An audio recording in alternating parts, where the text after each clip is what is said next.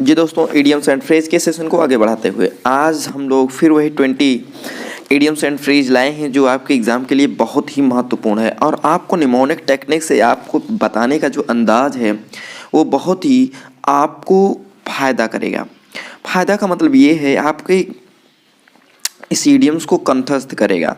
ठीक है, तो इसके पिछले वीडियो में हम लोगों ने 240 नंबर तक इडियम्स कर चुके हैं। आज हम लोग देखेंगे 241। 20 इडियम्स का स्लॉट होता है हर वीडियो में, आप लोगों को देख रहे होंगे। अगर आप लोग पिछले वीडियो या मुझे फॉलो कर रहे होंगे तो 20 इडियम्स पर डे पढ़ रहे हैं। तो आइए आज हम लोग देख लेते हैं। आज का हमारा पहला इडियम्स है 241।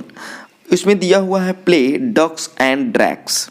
ध्यान दीजिए, डक्स का मतलब होता है बतख और ड्रैक्स का मतलब होता है नर बतख। तो ध्यान दीजिए, प्ले डक्स एंड ड्रैक्स का मतलब है पैसे बर्बाद करना, पैसे बर्बाद करना। अब निमोनिक टेक्निक से हम लोग इसे कैसे सीखेंगे, ध्यान दीजिए।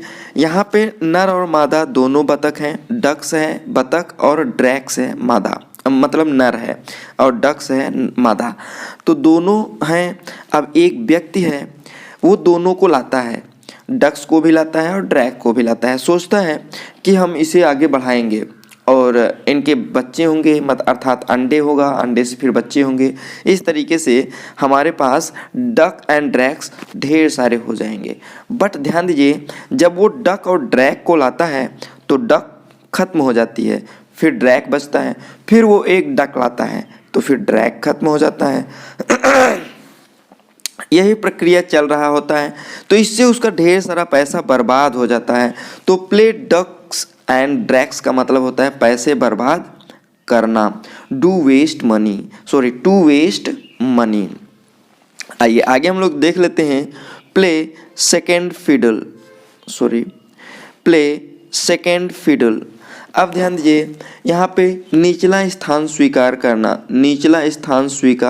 करना। अब फिडल का मतलब होता है इधर उधर घूमना। तो कोई व्यक्ति होता है जब इधर उधर घूमना चाहता है तो कहते हैं देखिए भाई, जिम्मेदारी अगर लेना है तो पहला सीट पे रहो। जैसे ड्राइवर होता है तो ड्राइवर का क्या होता है, ड्राइवर पहले सीट पे होता है, अर्थात ड्राइवर फ्रंट पे होता है, और पीछे क्या होते हैं वो जो बैठने वाले होते हैं, पैसेंजर टाइप होते हैं या घर के जो भी सदस्य हों। अब वहाँ पे अगर जिसको बातचीत करना है या इधर उधर करना है तो वो पीछे बैठेगा और जो ड्राइवर होगा वो एकदम सीरियस रहेगा।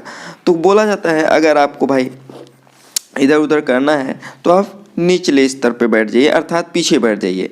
तो प्ले सेकेंड फिडल्स का मतलब जिनको बातचीत करना होता है वो कहते हैं हमको निचला स्थान स्वीकार है, मैं पीछे चला जाऊंगा। तो इसको बोलते हैं to be at a subordinate position.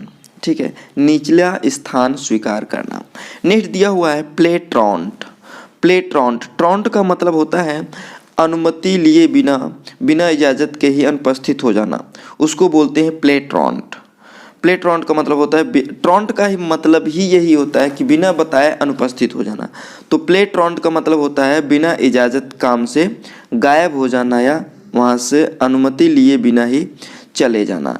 इसके पीछे आप देखे होंगे फ्रेंच लीव है एक, फ्रेंच लीव में भी फ्रेंच के जो व्यक्ति होते हैं वो क्या होते हैं, बिना इजाज़त के छुट्टी ले लेते हैं। तो बिना इजाज़त के छुट्टी ले लेना उसको फ्रेंच लीव या प्ले ट्रॉन्ट बोल सकते हैं। ठीक है, to be absent from duty without permission.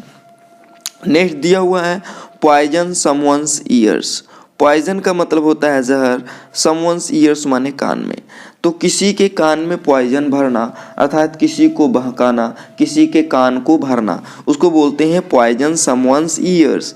कान भरना इसको बोलते हैं, क्या बोलते हैं, कान भरना। To speak against one to another, अर्थात किसी दूसरे के प्रति विपक्ष में किसी के कान को भर देना, उसको बोलते हैं पॉइजन समवंस ईयर्स। नेक्स्ट दिया हुआ है पोक वंस नोज। पोक का मतलब होता है चुभोना, वंस नोज माने नाक, अर्थात कहते नहीं टांग मत लड़ाओ या नाक मत लड़ाओ भाई, नहीं, तो उसको बोलते हैं पोक वंस नोज, मतलब किसी के काम में टांग मत अड़ाना। ठीक है, तो पोक नो वंस नोज, पोक माने होता है वैसे चुभोना, ठीक है। तो किसी के नाक में अगर कोई चुभो देता है तो क्या करता है, उसे परेशान कर देता है या डिस्टर्ब कर देता है। तो पोक वंस नोज का मतलब होता है टांग अड़ाना या परेशान करना, तो उसको बोलते हैं टू इंटरफेयर। क्या बोलते हैं, टू इंटरफेयर। नेक्स्ट दिया हुआ है pour oil on the troubled waters. कहते नहीं, अगर पानी बहुत इधर उधर ट्रबल्ड कर रहा है, मतलब लहरें उठ रही हैं, तो उसमें पोर ऑयल कर दीजिए, ऑयल डाल दीजिए, वो शांत हो जाएगा। क्या हो जाएगा, शांत हो जाएगा। जैसा ऑयल, किसी भी पानी में ऑयल डाल दीजिए तो देखिए ऊपर लेयर बन जाता है ऑयल का, वो शांत हो जाता है। तो पोर ऑयल ऑन ट्रबल्ड वाटर का मतलब क्रोध शांत करना, क्रोध को क्या करना, शांत करना। To pacify the matters, to pacify the matters. Next दिया हुआ है pros and cons. Pros and cons का मतलब पक्ष और विपक्ष होता है। प्रोज एंड कॉन्स का मतलब पक्ष और विपक्ष। बोलते नहीं, कौन कौन मेरे पक्ष में है, कौन कौन मेरे विपक्ष में। प्रोज एंड कॉन, इसको इसी साउंड में समझिए। देखिए प्रोज एंड कॉन, कौन लाइक कौन, कौन का मतलब कौन, साइड में साउंड समझिए कौन। तो कौन का मतलब कौन कौन मेरे पक्ष में है, कौन कौन मेरे विपक्ष में है। तो प्रोज एंड कॉन्स का मतलब पक्ष और विपक्ष, फॉर एंड अगेंस्ट, ठीक है। नेक्स्ट दिया हुआ है पुल वंस लेग्स, किसी की टांग खींचना, अर्थात वही है टांग खींचना, मजाक उड़ाना किसी का, उसको बोलते हैं pull one's legs. To make fun of or to tease, किसी को मजाकवश परेशान करना।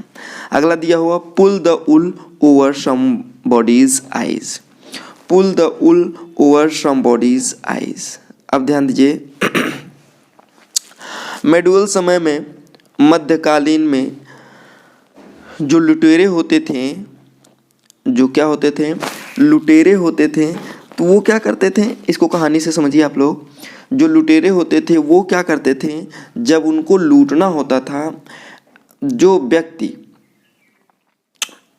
हुड मतलब होता है टोपी जो पहने होते हैं, नहीं टोपी, जो टोपी पहने हुए होते थे वो क्या करते थे, उनके टोपी को ऐसे उनके आंखों के सामने कर देते थे, ऐसे गिरा देते थे, और उसके बाद उनका पर्स काट के लेके भाग जाते थे।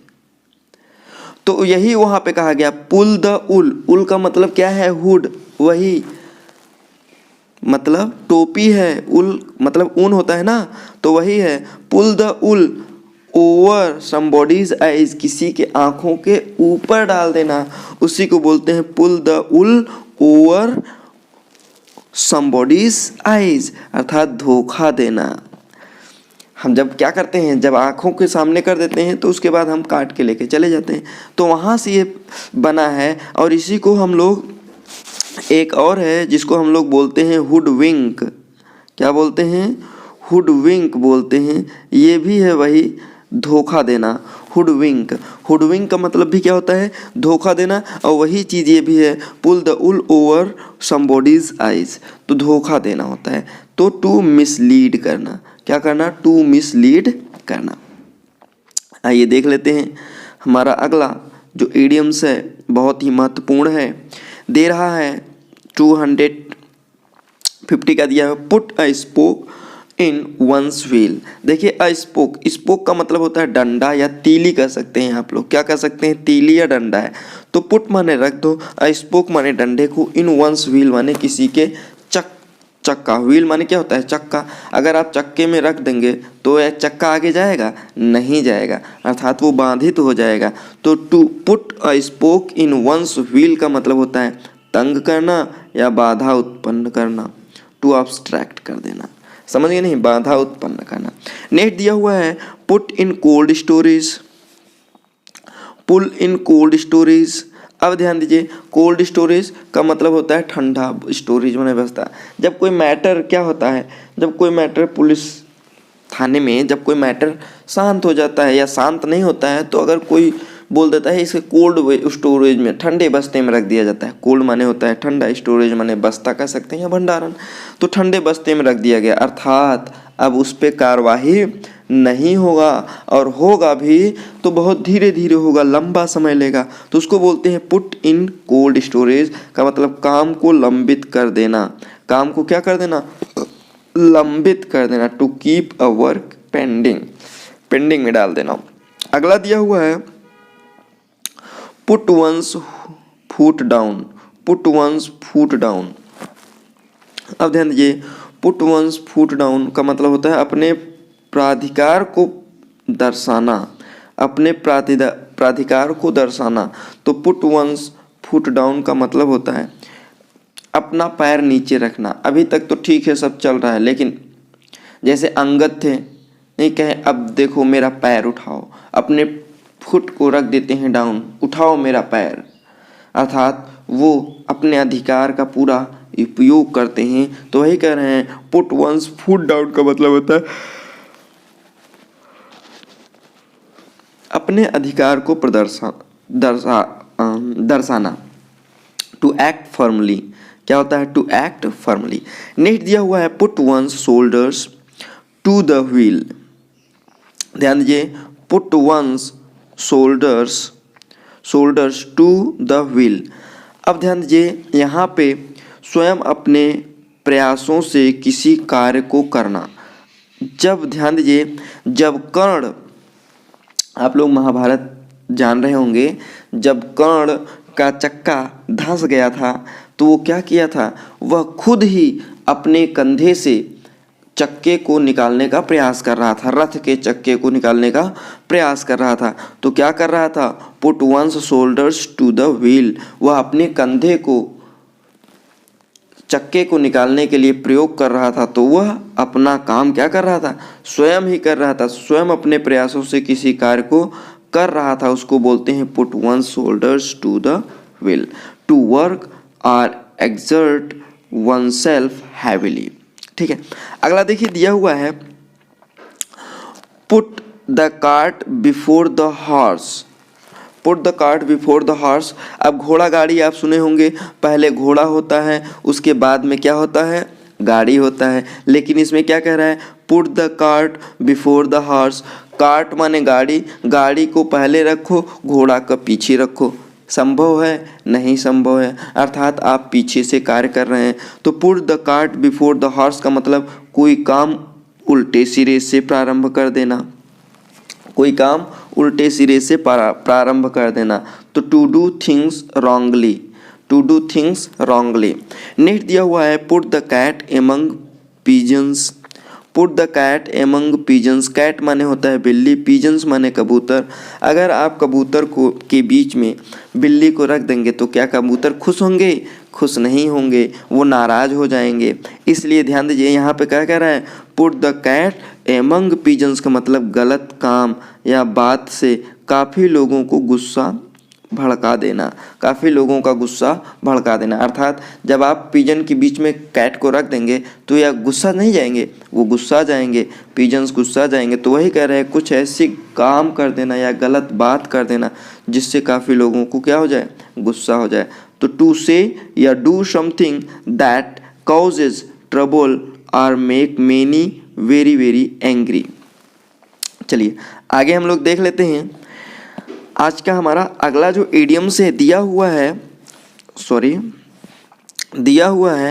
Quarrel with one's bread and butters. अब ध्यान दीजिए, क्वारल माने झगड़ा कर देना, विथ माने साथ में, वंस के कोई किसी के ब्रेड एंड बटर, अर्थात जो व्यक्ति जहाँ से ब्रेड एंड बटर का मतलब होता है जीवन यापन करना, जहाँ से पैसा कमाता है, वह व्यक्ति जहाँ से उसकी रोजी रोटी चलती है वहीं झगड़ा कर लेना, अर्थात अपने से ऊपर अधिकारी से झगड़ा कर लेना। तो quarrel with one's bread and butter का मतलब होता है जहाँ से रोजी रोटी मिलती है वहाँ के वरिष्ठ अधिकारी से लड़ना या झगड़ा कर लेना।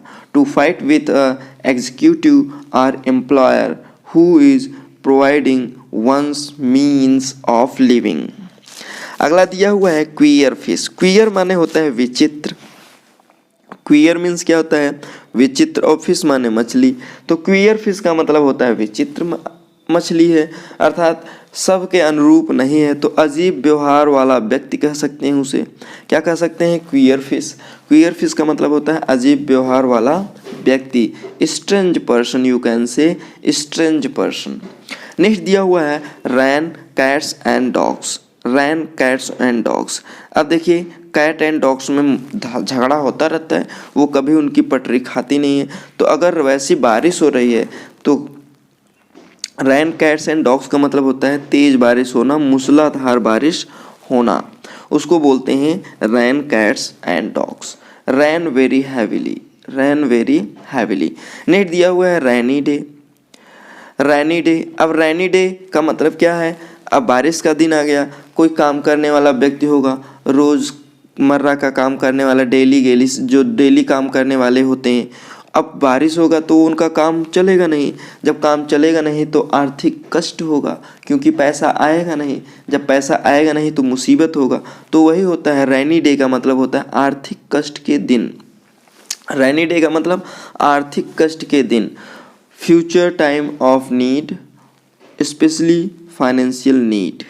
ठीक है, आगे दिया हुआ है next read between the lines. Read between the lines माने छिपा हुआ अर्थ समझ जाना। छिपा हुआ अर्थ समझ जाना। ध्यान दीजिए, जब हम लोग पढ़ते हैं पोएम वगैरह पढ़ते हैं तो उसमें देखिए एक लाइन रहता है तो 4 लाइन बताते हैं टीचर। क्यों? क्योंकि उसमें कुछ अर्थ ऐसे होते हैं जो छिपे हुए होते हैं, तो हम लोग जब पढ़ते हैं उसमें तो वो समझ जाते हैं, तो उसको बोलते हैं read between the lines. Read between the lines का मतलब छिपा हुआ अर्थ समझ जाना, to understand the hidden meanings. समझ गई नहीं? तो आज हम लोगों ने 20 इडियम्स एंड फ्रेजेस देखे जो आपके एग्ज़ाम के लिए बहुत ही महत्वपूर्ण है, जो आपके एग्ज़ाम में पूछे जाते हैं, और हमने निमोनिक टेक्निक से आप लोगों को समझाने की कोशिश किया है। ये वीडियो आपको कैसा लगा कमेंट बॉक्स में कमेंट करना ना भूलिएगा। या चैनल पे नए हो तो चैनल को सब्सक्राइब कर लीजिएगा, बेल आइकन पे प्रेस करना ना भूलिएगा ताकि नए नोटिफिकेशन आप तक पहले पहुंच सके। हाँ, अपने दोस्तों को भी शेयर करना ना भूलिएगा ताकि वे भी इसका लाभ उठा सकें। फिर मिलेंगे हम लोग नेक्स्ट वीडियो में नेक्स्ट टॉपिक के साथ। तब तक के लिए जय हिंद।